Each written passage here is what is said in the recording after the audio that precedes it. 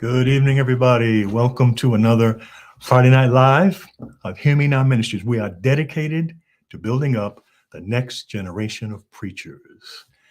And tonight, we're talking about preachers' wives. So I figured I'd bring my wife with me, preacher's wife. My girlfriend, Giovanna's here. Hi. Hello, everybody. So take a minute and say hi to us if you're here and give us a all hail, and we'll put your reading up on the screen. Tonight, we have three exciting, interesting ministers' wives to talk to us about their experiences in the ministry. They are from different generations, different areas of the country. You'll hear some different things. Hey, Tina, how you doing? You'll be very interested. And is Mary. Hi, Mary. And Marion is on tonight. Hi, Hey, Marion. All right. And you'll be able to ask them questions. If we have time, we'll put them on the screen and try and get some feedback from them about things that may be on your mind.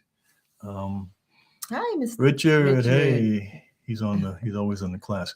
We have the class coming up also next week. Unfortunately, the class is full, so it's too late to get on. But we have the class on Sovereignty of God coming up on the 8th. There's April.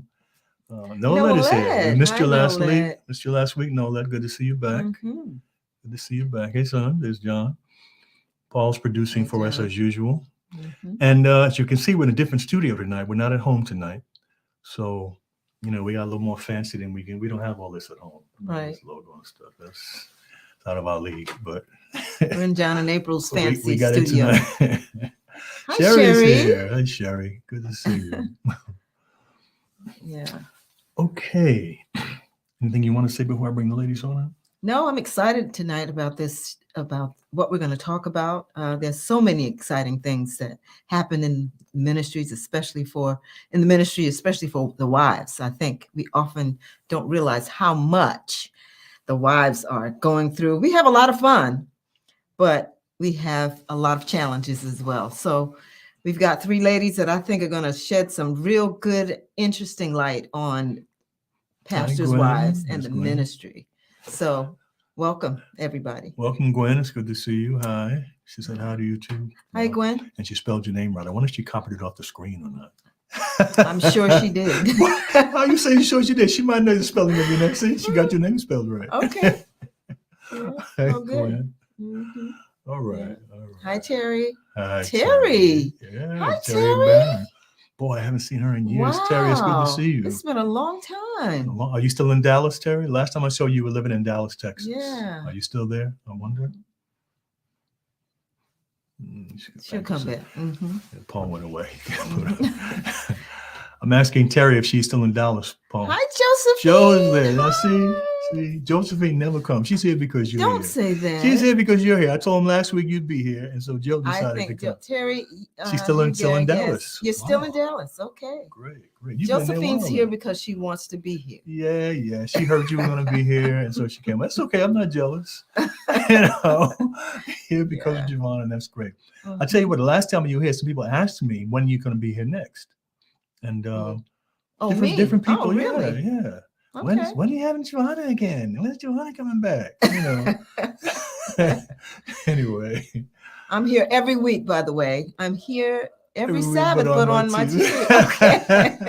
Okay. I stand corrected.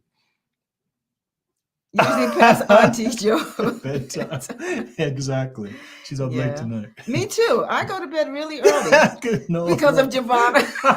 No, let's stop.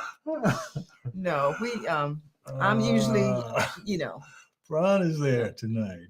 Talking about his girlfriend. Yes. Let's bring his girlfriend on. Let's bring all the ladies on right now, Paul. Let me introduce ourselves. We have three pastors' wives here tonight. We're going to ask them to introduce themselves, going from the youngest to the I won't say oldest, to the more experienced. And hi, Joanne. Joe. Okay. Now she never comes on. No, don't say that. She never comes on. She's here because you're here, and I'll never see her again after tonight. Anyway, it's good to see you, Joe. It doesn't matter. Hi, Pastor Joe. Excellent. She says in our class coming up. Good to see you, Pastor. Okay, excellent. Three beautiful ladies on tonight. So glad you're with us tonight. Thanks for being here. We're going to ask you to introduce yourselves, a little bit about yourself to our listening group, and we'll go Amanda, Ashley, Ruth in that order. Okay. Hi, Amanda. Hi, I'm Amanda Walter. I'm originally from Canada, and I am a teacher by trade. And let's see, I've been married almost 7 years to my husband now. We have a new little daughter. She's 3.5 months now, and And yeah, her that's name us. is Her name's Zoe. Zoe. She's a sweet little girl. Okay. And you've been in ministry how many years, Amanda? Ooh, let's see, maybe 6 years, just about. Okay. Okay. So Mhm. you're still kind of new. Okay. Yeah, Excellent. Excellent. Nice. Welcome. Thanks for being here. thank you. All right. Ashley? Good evening, everyone. Ashley Jacobs here, married to Pastor Braun Jacobs, Dr. Braun Jacobs. And we've been married for 12 years. It'll be 13 in December. We have 2 young girls, 5 and 7-year-old. We have been ministering across the country. We've been in California right after we got married.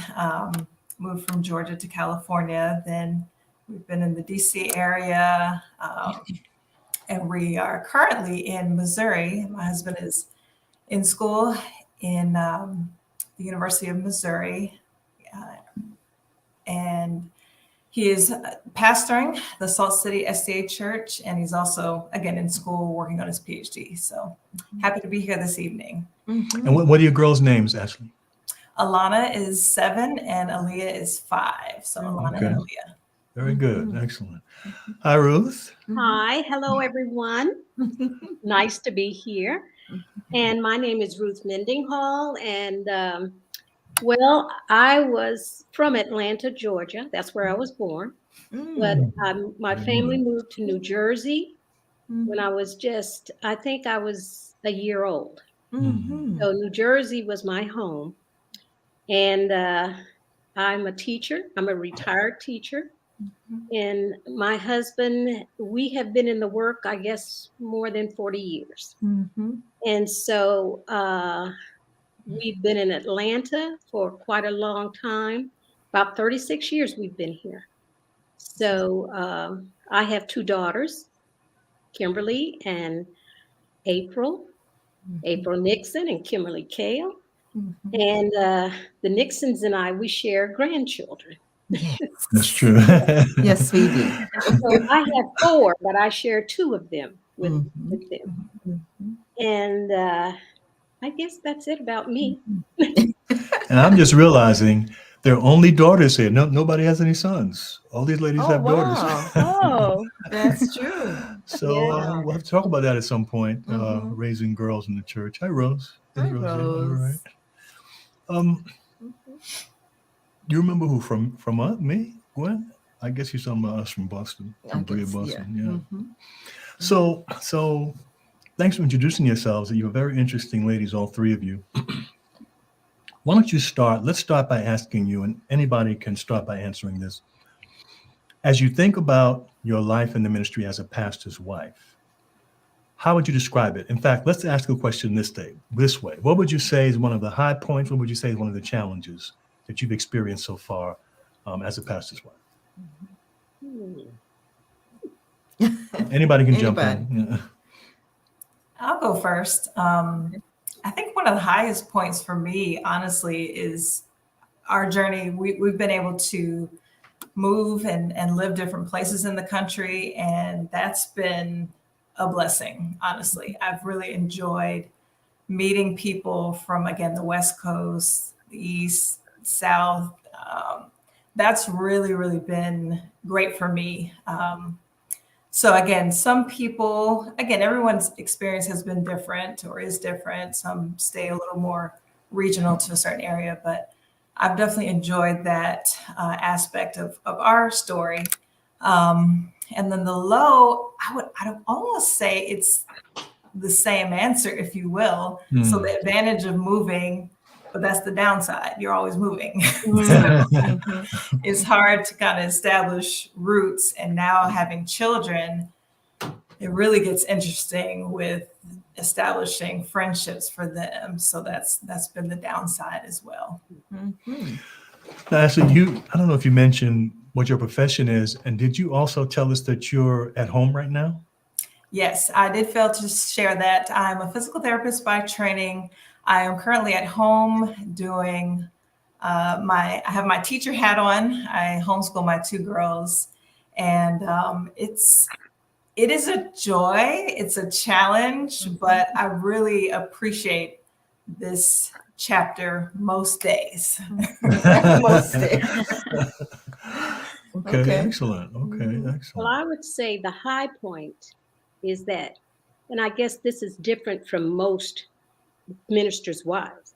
I've been in one place. Mm-hmm. And I remember my husband, he prayed that our girls would be able to grow up in one area and not have to move all around, but a place where they could say, this is my home. Mhm. And so that has been a high point for me. And I guess the low point would be, when your husband has to travel so much. Yeah, And yeah. sometimes you don't get a chance to really be with him. At least I didn't, because my girls, they didn't like to travel. They liked to stay in the church where they had their friends, and they like to, they just like to be involved in things. So my husband, and especially, he was always saying, if they don't want to go, no, because I want them to be happy where they are. So I guess that would have been a low point until they, got older and I was able to go with him. That I didn't get a chance at the early part to, travel. And then he had to do a lot of that too. So that might have been a low point, but not really. But it might have been a low point. Okay, okay. Amanda, you haven't been in quite as many years, but maybe still you can say high and challenging. Everything that has been said, really, I love being able to meet different people in the different places we're in. That's really neat to just be in a different area and meet people. I think the high and low point maybe have more to do with me personally, I would say. I think maybe that coming into the ministry, becoming a pastor's wife, I didn't really know what to expect. And so that kind of created that low point for me where, what does this mean? What does that look for me? But then growing, and then finally finding, I can still be myself. I think that's become a high point. Just owning it and being myself in ministry and as the pastor's wife. So I guess Excellent. I'll share too. I would say that my high point has been, being able to travel. I'm a traveler. I love to travel. If your husband is getting invitations here and there, that's really has been a really high point for me, that I've been, all over the country. I've been out of the country several times, Africa 3 times. And I would say, he always says to me, and you all laugh at this, he's always saying, I've taken you all everywhere. And I'd be like, no, Jesus, God did that for me. She's little girl, Orangeburg. She never been Orangeburg, South Carolina. She ain't been nowhere her whole life till she hooked up with me. Anyway, we're not talking about this. We're not talking about this. Anyway, but I would think that my low point would be, I immediately think of Massachusetts, and I know there's a lot of Massachusetts people on here. No. Massachusetts wasn't a low point, but it was in Massachusetts where I met my best friends. Some of my best friends are from my friends that I met in Massachusetts. But I'm talking about for our family during that time, we had a young family. John was on the conference committee. He was on more. Was it 14 committees? Anyway, he was on a lot of committees. And so it was a low point for us, because at that time we had to come together and really talk about, okay, how are we going to manage this? Because during that time, I felt like a single mother. And so he really did, step up to the plate. She's one of Your them. only friends are from Massachusetts. No, but that was a time where I had those good friends. I established that's those true. good friends, and they were my support system during that time. And they really, really helped me through that time when I was home a lot, And alone. then we had to leave them. And So that then- was another thing. Yeah. Which- Anyway, yeah. The other thing. I used to wish that my dad was a boring preacher so he could be home more. Wow, Terry. Yeah. But the bishop preached a strong word all over the world. My father Yeah. preached, but my mother ministered. Amen. Yeah, Amen. but her dad was also in general conference, so he was traveling all over the place as part Mhm. of that. And Amanda can relate to that. Tell us about that part of your Mhm. marriage, the whole institutional thing, and Ruth too. Ruth's husband was a Traveler. Yeah. but not only that, he was in administration Right. for a while. Mhm. Amanda, what is your husband doing right now? Right now, he works at the general conference in the ministerial department. So that really changed what our day-to-day life looks like. Pastoring churches, he's gone all the time. I would go to work and come home and he's getting ready to leave, because we meet the people in the evening. And now it's more like, we had a pretty even schedule and, he'll go in and, since COVID, he's been working from home. So that's really changed the dynamic of the home in a good way, I would say. But you don't really feel like a pastor's wife, I guess, in the sense that you're, in the church all the time and, seeing a lot of people. It's a very different looking season for us right now as we moved here. Your Ruth, your husband was all over the place too as an administrator. Yes, he was all over. And like you, Giovanna, I did get the chance to travel, but it was after my kids were, older. And I'm sure yours were too, that you get to go with your husband. And my husband traveled all over, and it was different because I don't know if you want me to tell my experience now. Yes. But it was different because I was married 7 years before my husband went into the ministry. Oh. Well, that's true. Mhm. And so we went to Andrews, and I think being at Andrews, they don't teach you how to be a minister's wife. No.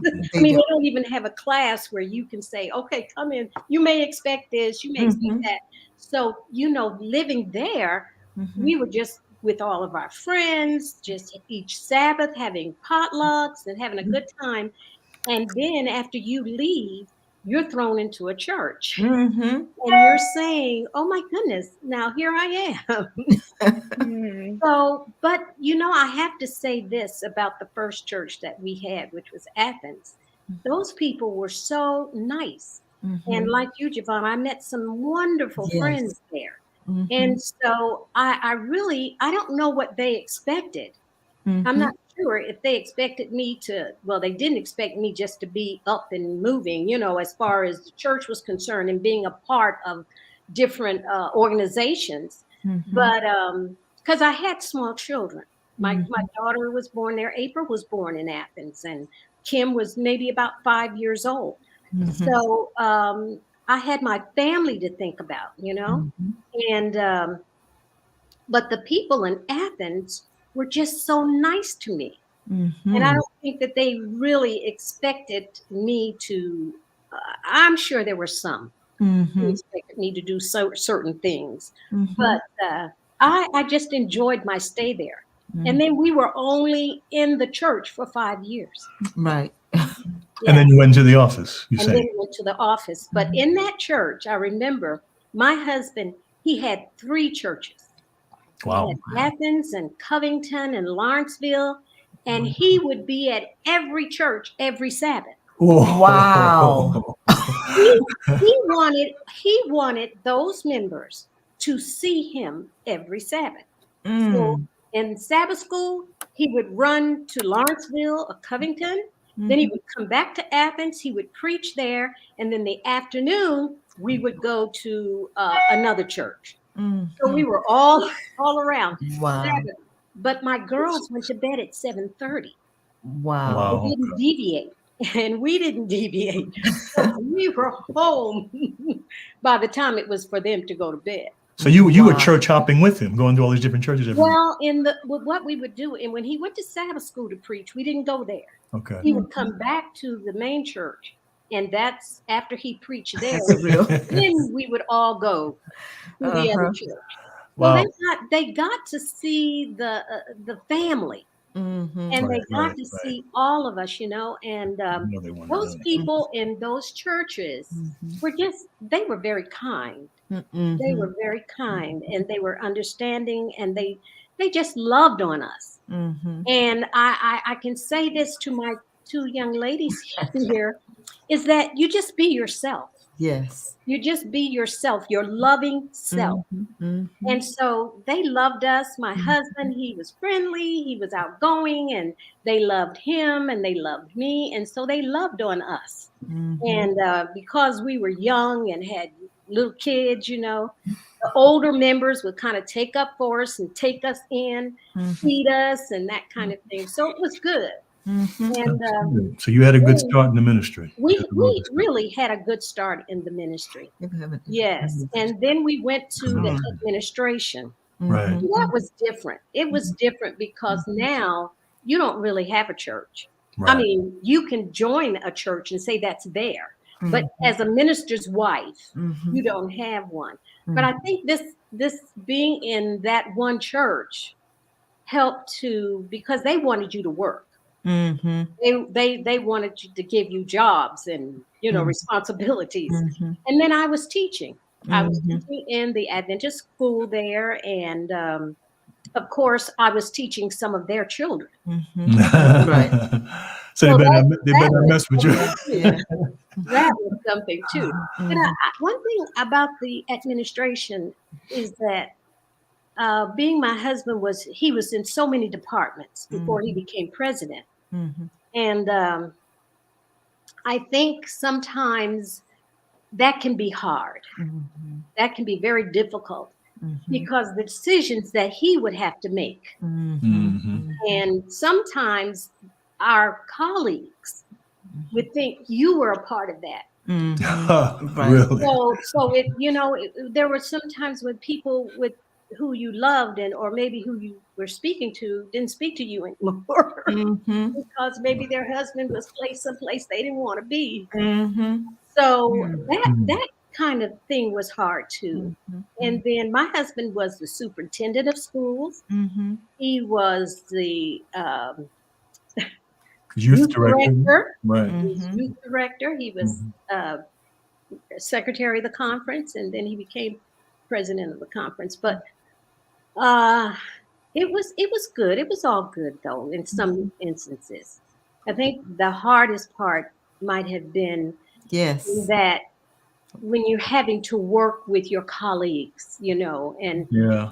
sometimes you didn't know what was going on because he Mhm. wasn't the type to come home and lay all that out. Mhm. Sometimes I didn't know until the members knew. Mhm. But it was hard with uh, when things didn't go like some people would Mhm.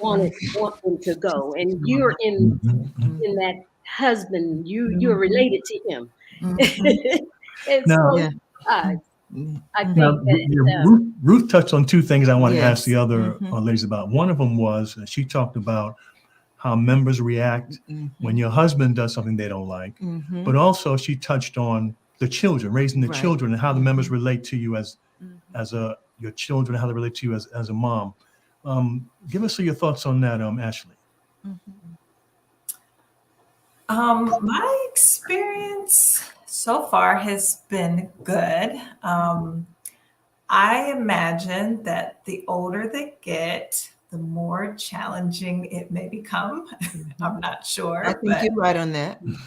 so mine, Mhm. are still young. Mhm. Um, so, our current church is fairly, actually very small. So there's just a few of us, and everybody's, we're like a little family pretty much. Mhm. Our previous church was much larger, and again, my girls were both born there. They kind of were the church's babies.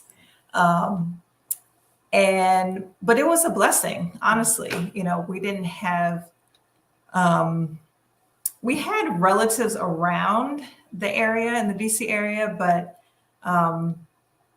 just honestly, the people, they were helpful, and I was the type that welcomed help within reason. So um, I appreciated it, and they were.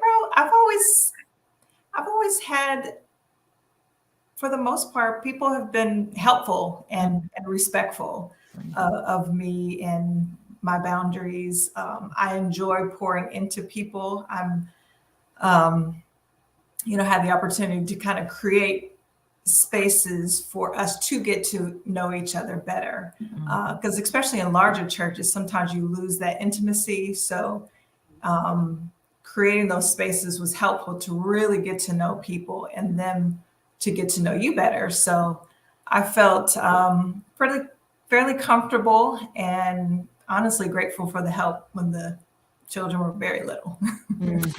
So the other part, and I want to ask Amanda the same two questions. The other part, actually, that Ruth brought up, is that sometimes decisions your husband makes or stands, maybe even a sermon he preached, will affect people a certain way. And I wonder if you would ever get that effect, toward you based on something he may have said or decided or whatever. I mean, yes. I think I was the type, or am the type, that, even if I know something, or sometimes I may not even know, like Sister Mendenhall said, sometimes you find out things later. But I try to keep just a steady pace, a steady, relationship, if at all possible, even when things were rocky or decisions had to be made. I try to consistently be respectful of people, consistently love them, no matter what I knew, and of course, what I did not know. Them to me, again, I can't, again, you sense certain things here and there, but I would say for the most part, no major ones for the most part. But it's, again, I'm the type that even if I know or even sense something, I'm going to do my best to keep it steady, love on the people. So, yeah. So you're saying not react, even if they act a certain way, you're not going to react that way. You take the high road. Okay. Yeah, I think it's, I mean, more beneficial to you because, the less fires, the better. But I think even when I was preparing just for this time and reflecting on my journey, one of the biggest things I would tell members to do, and again, it goes both ways, is you have to keep your spiritual glasses on at all times, where I have to see members as children of God that are broken just like I am.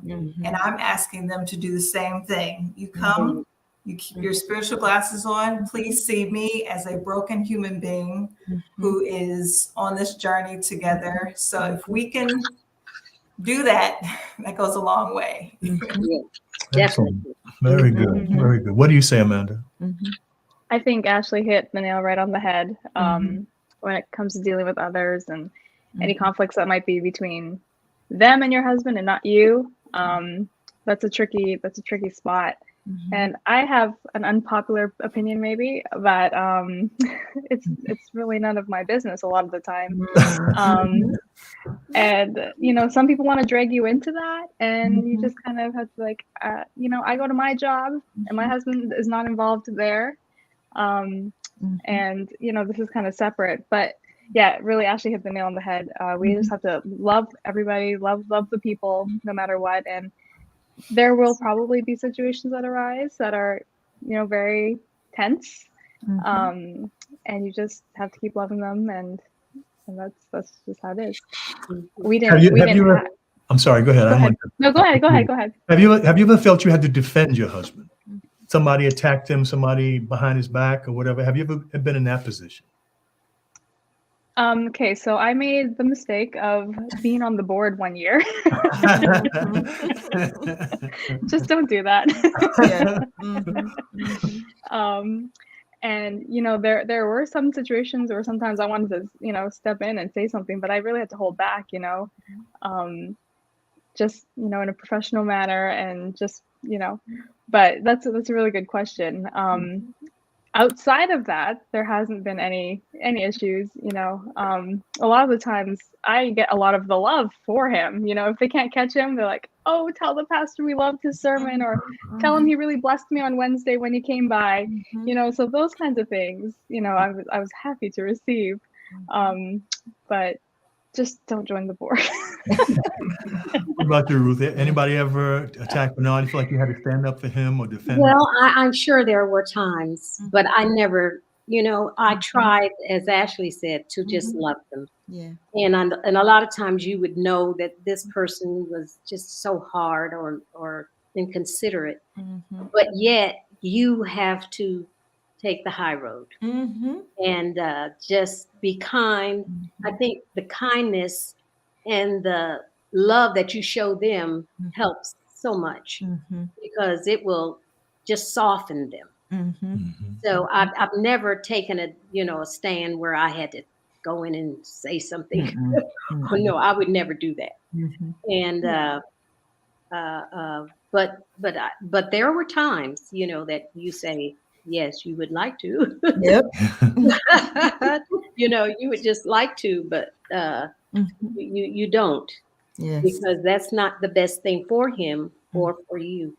And I would say too that sometimes when the pastor may have a hard time, the wife, the love that you have and for your members, those members, they just love you. They love the pastor's wife. And maybe sometimes they may have some tit-tats with him or whatever, but they end up loving the pastor's wife.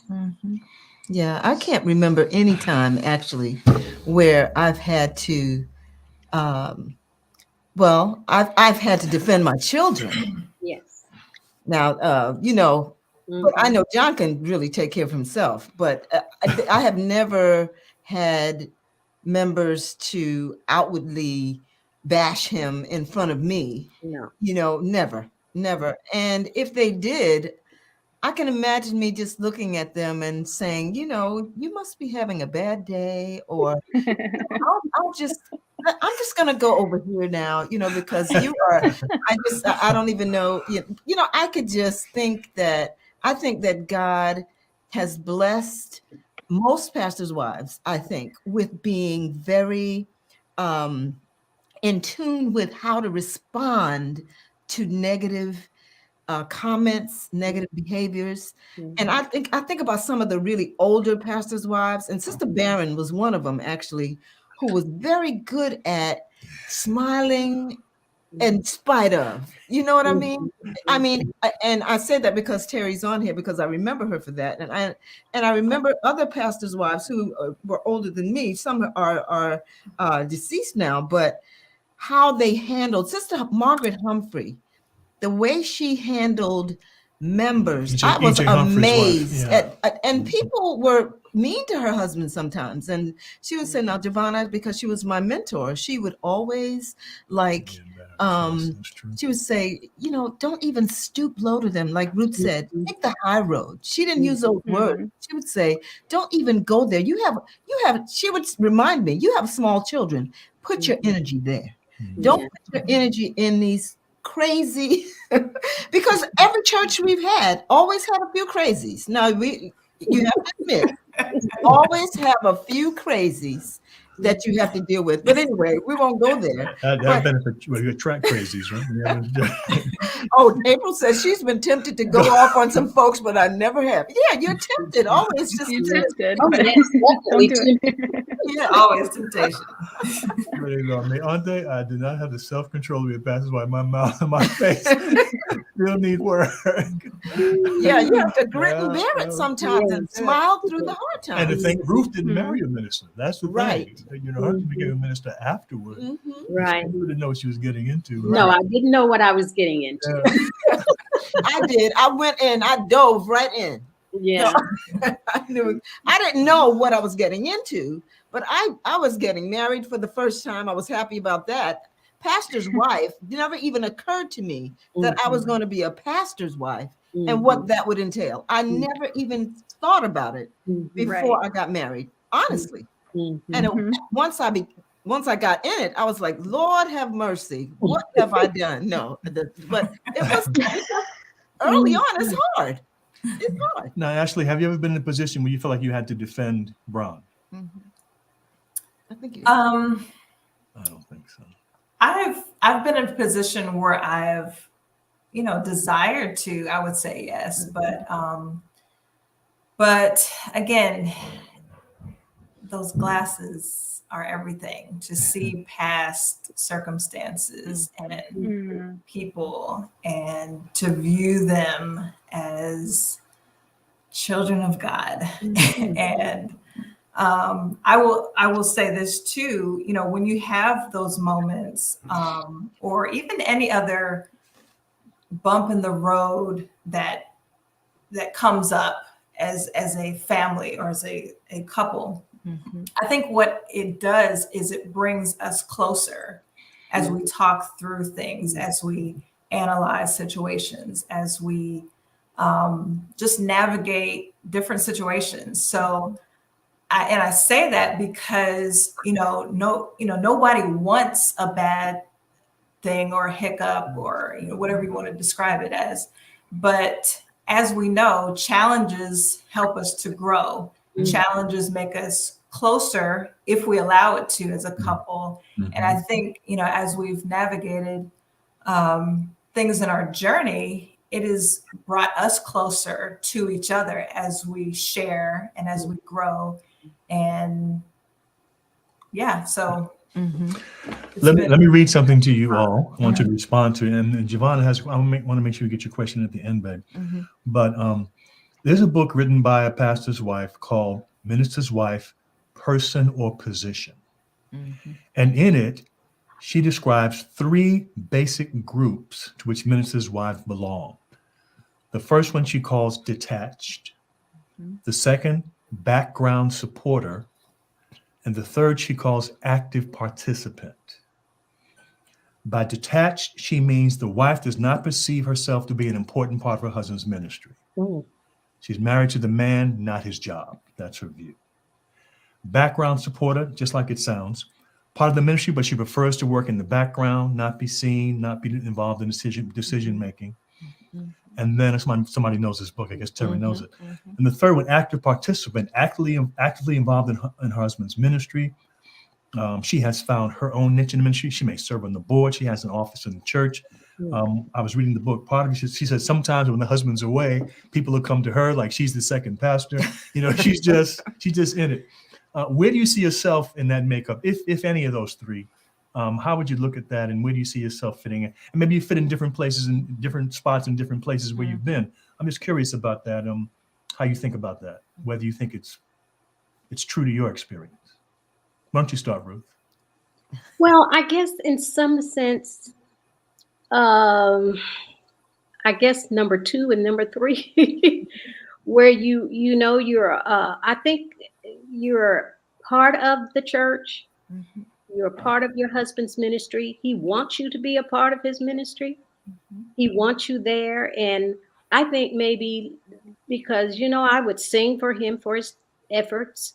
And I was involved with the Sabbath school and things like that. Now on the board, never.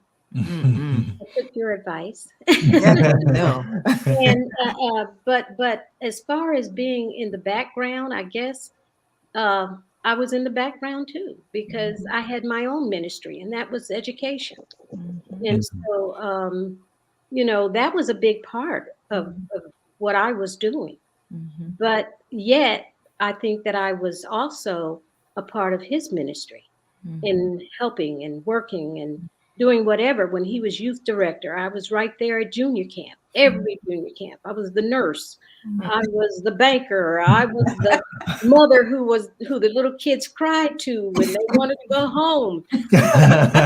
So I was, really a great part of the ministry, yet sometimes I had to be in the background. Sometimes you have to.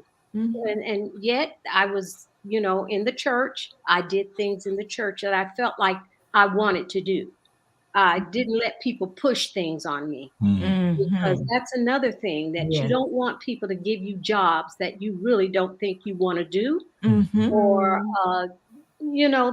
that you would like to do. Yes. So I did those things that I wanted to do. Mhm. But I was there with him. I was his cheerleader. Mhm. And I think Ashley brought it out good too. With sometimes when you have problems, or when he would have problems, and you have to, he's been wounded, Mm. because he comes home sometimes and he's so wounded, and so Mhm. there you have to cheer him and let him Mhm. know, you're doing an excellent job. Yep. Yep.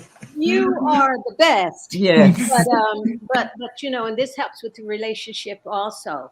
But I think maybe I was just a little bit of each one of those things, Mhm. sometimes, because like I said before, I had my ministry too. I Mhm. was a teacher, and that was a big deal Mhm. for me, and also because we are a part of the church. Right. Right. So that was bringing those souls too. Mhm. Mhm. So That's interesting. Mhm. Yeah. Very good. Very good. What do you say, Mhm. younger ladies? Do you relate to any of those three, or something in between? What do you think? I think a little bit of all of them, just like Ruth said, honestly. There's just different seasons always. So, Mhm. for example, when I was teaching full time, that was my ministry. I was teaching in the church school, and that really took up a lot of my time. So maybe you weren't able to be as involved as you'd like, during with church. But I've the thing is, I grew up as an active member in the church that I grew up in, and so it was just kind of natural to be active in church, despite being the pastor's wife. It didn't matter. It's like something you needed to do because you're so used to it and you grew up that way. And um, so I enjoy being involved. And so it was, I had to learn the hard way to, say no to people when they wanted to give you things that you didn't want to do, as was mentioned just now. Um, but agreeing to do the things that you knew you are capable of and you enjoy doing. Like, for example, I really like music, so I would play piano for church, or teach children's Sabbath school, even though I didn't really actually want to do that. I was teaching, so you don't Oh want to do yeah. that. It was not fun, but generally. um, but yeah, it's probably a bit of all three of them, depending on where you're at, what your churches look like. Sometimes you might have more demanding loads, like 2 churches at a time, or 3, as was mentioned, or just depending on where you're at. If you now, I imagine if we were in a church, which we're not, now just having a little baby, I assume that it would look a lot different as well now, because I have that to deal with, and you can't be as involved as you were as just a couple in the church. Right now, we minister by having a small group in our home each week, and so that's something we can do together. Even though we're not pastoring a church, so to say, we have our small group that meets every week, and that's been a real blessing. That's nice. Yeah. That's nice for ministry. What about your experience, Ashley? Well, I was going to share a little bit of, like Amanda said, where, well, first, it is a bit of each one, but piggybacking on what she said, as far as, even before marriage, I was active in my church as an individual. Now, mine is a bit unique, being a pastor's kid, a PK. However, even growing up, it wasn't, oh, be active in church because you're the pastor's daughter. It's like, no, that's just what we do. We're Christians, we serve, we minister. So transitioning to pastor's wife, again, I believe that every single Christian needs to have a personal ministry, whatever that is. So if you add on a title of pastor's wife, well, for some, that is maybe number one, where they feel like their personal ministry is completely to minister to their husband. But some may feel my personal ministry depends on what the void is at the current church. And I would say I took time to look for well, not necessarily look for, but prayerfully look for voids, I guess you could say. So I remember one church, there was a void with the young people, and it was kind of a good fit. I love Sabbath school, so I was able to start a class that really took off, and it was a blessing. Then the next church, I'm thinking, hey, let's do the same thing, but I had to stop, prayerfully observe, and literally God said, no, no, I don't want you to do what you did over there, and he directed just something else that honestly I didn't really want to do, to be honest, but he said to, so I did.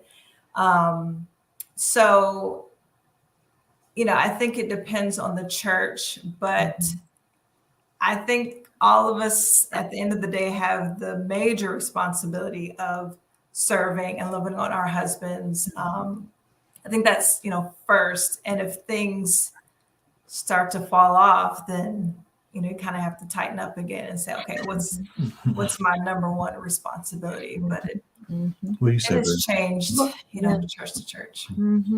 Well, as I listen to the three of you, I would have to say that every pastor's wife has a different purpose, I believe. I don't think it's cookie cutter. I don't think we all have one purpose. I think our purpose, and as Ashley just mentioned, the purpose is going to change even from church to church. Right. So as this lady pointed out in her book, there are three different types of personalities. I call them personalities. And I think that you all are on point when you say that we all do each one of them at different times. Sometimes you feel detached. Sometimes you feel like you are it depends on the church and the people. Sometimes the people dictate what we are going to be, what our role is going to be as well. And so I think it's so important going into the churches that if any young pastors are on here now, is that be prayerful about your purpose and who God intends for you to be and what he intends for you to do. Sometimes he says, just sit and be quiet in this church. Just sit and be quiet. Raise your children at your and I just feel throughout our 45 years, I've been in each one of those situations. And some longer than others, but I have been in each one of those situations, and I believe coming out of each one of them, I feel more enriched. God is growing me through each one of those situations. He's teaching me how to be in those situations, and that is unique for a pastor's wife. We've got to change hats. Yes. Got to change. We have almost changed personalities. I'm just kidding. But I mean, you have to be, and I'm not saying we should let the people dictate who we are. We are who we are. We should prayerfully be who God intends for us to be, and nobody will be unhappy with us. They will be unhappy with us at times, but if they're unhappy with us, they're unhappy with God, because I'm following God. I'm following the leadership of God. So, how does Minister, look at Josephine's question. I'd like to respond to that. How does minister's wife affect your personal spiritual growth? Who wants to respond to that? That's a good question. How does it affect your personal spiritual growth? Being a minister's wife, yeah. It keeps you on your knees. Say that.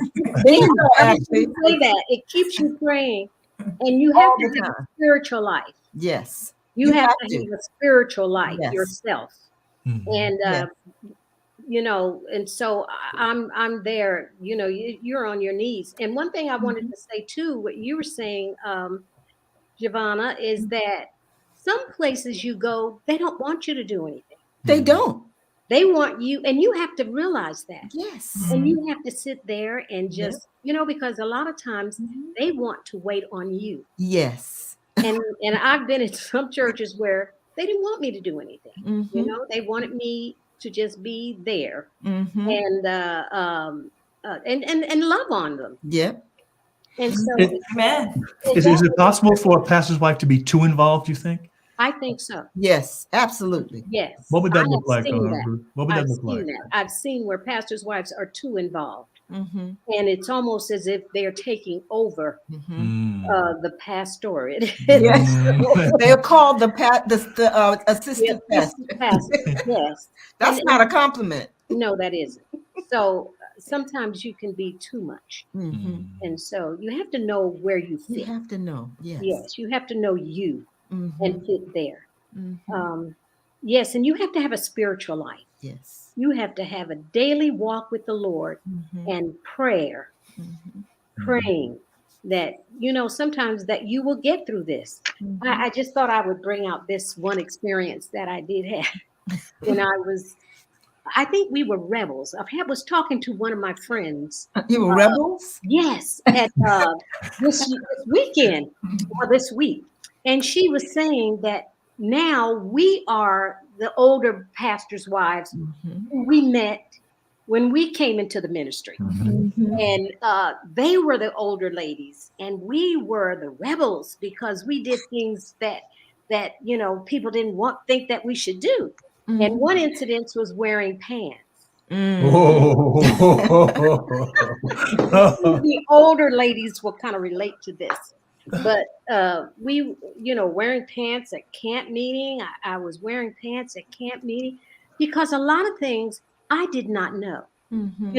I came in there green, Mm-hmm. and so I just did what Ruth did before I became a minister's wife. And so we were at camp meeting, and I was wearing my pants, and this lady came up to me and said, "You're going to hell in those pants." Oh, no, she didn't. And I was so stunned, I didn't know what to say. And I said, "Thank you." When in doubt, just say I didn't thank know you. what, but I had another older minister's wife that came to me and said, "Be yourself. Wear those pants, girl." Be yourself. Yes. So it was interesting. But I say we were rebels because we just, we changed. We kind of changed things. Kimberly said, "You're not going to hell, Mama." No, I'm not. And also, I think it today, our younger women ministers' wives, we have to listen to them. Yes. And I've had several come to me and say, "Oh, my church members, they talk about my dress. They talk about my skirt is too short and all of this." And so, it's kind of hard there. But you just have to say, you be modest in your dress, and you listen to the voice of your husband, and be kind and loving. And I think that this will help. But I thought I'd just give that little experience. How old do you think you were, if you remember, Ruth, when the person told you were going to hell? That's pretty strong. I was in my early 30s, maybe. See, we were late coming in. Right. So I might have been there because I remember I had my two girls. And I think April was just a baby in arms. She was some months old. So she wouldn't know. 9 months. She wouldn't. But Kimberly heard the lady tell you were going to hell. No, my children were not with me. Thanks goodness. But there's so many times that you really just kind of have to, I want to say suck it up. Can I say that? Yeah. Be yourself. You have to when people come to you in such a way, Yes. you have to just, I've had to tell people, you must be having a bad day, or how can I help you? Do you need me to listen to something that maybe you're going through, or, but sometimes people are really lashing out, and they lash out at us. They because we seem so gullible. Let's get her because I can just vent or whatever. And then I have to understand too that people, they believed in what they believed. Yes. And so, sometimes you can't just throw them away for that. They believe that. April. So. April Nixon. What did she say? Be kind and courteous and wear your short skirts and pants. Right, that is it. But and one of the things I said is just be kind Mhm, and be courteous Yeah. and love them anyway. Yeah. Yes. People that seemingly didn't like me, I don't know if they did. I never really thought about it long enough, because if they didn't like me, that's something they need to deal with. I wasn't deliberately trying to make you not like me. So if you didn't, I couldn't understand. So I wouldn't spend a lot of time trying to analyze whether or not people liked me or disliked me, because that would change me. Right. And I wasn't going to take the time to think about that. But I would try to be self-aware of Right. who I was, what I was doing, and trying to be a Christian. We're all walking this Christian walk. The pastor's wife is not up here walking the Christian walk, and the members are down here. They could do whatever they want. So we're all trying to get into the kingdom. We're all trying to be practice the fruit of the Spirit. We're all trying to do that. And so when people would come at me, sometimes I would just try to keep that as my mindset, so that I don't get off track with, getting anxious about stuff that I couldn't control. I can't control people and how they behave. I can only control me, right? So actually, looks like you got something right on the tip of your tongue. Well, I was just going to say, a lot of times we do say be yourself, but I think it's a balancing act between being yourself and being spirit filled, if you will, because self, Ashley may respond a certain way, or Ashley may want to do a certain thing, or, but when I surrender my will to God, he transforms it. Yes. So again, I understand what we're all saying as far as be yourself, but self, Yes. self can I get in the agree. way. So Yes. it's surrendering self to be ourselves in the spirit. Maybe I should say Yes. Yes. Amen. We all have Amen. And Well, being followed by God's guidance. Yes. That's why we have to pray, Yes. because in relationships, and Giovanna, you'll know this too, and also Amanda, is in teaching.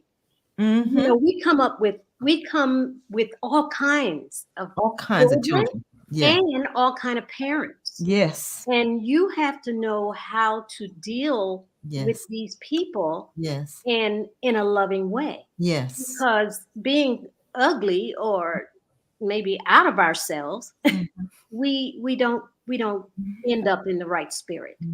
So yes, that spirit of having God guide us and lead us. And I guess this is why we would have to pray every day and read God's word so that he could guide us and let us know how we are to deal with his children, because they are his children. Yes. We're going to have to stop it there, ladies. Thank you so much. I had some other questions. That was rich. I know there are also questions on the chat that we didn't get to, but we try to stay with our 1 hour time.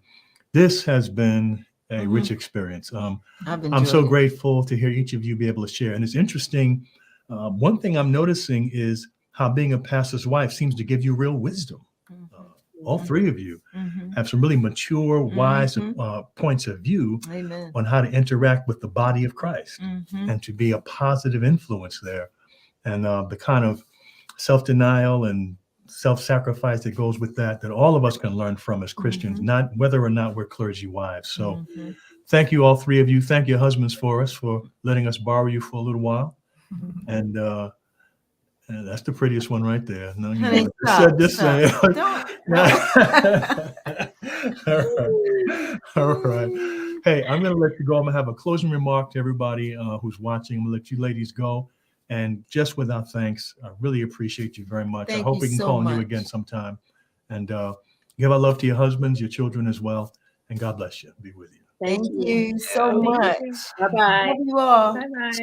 Bye-bye. All right. So viewers, we've got, just want to mention to you, when we come back together again next Friday night, I'm going to do something different. I've been promising to do this. I'm going to do it now. Next Friday night, I'm going to introduce another sermon preparation method based on story, a narrative method of sermon development that you can use based on following the format of a story. A powerful way to communicate. And I want to be able to share that with you.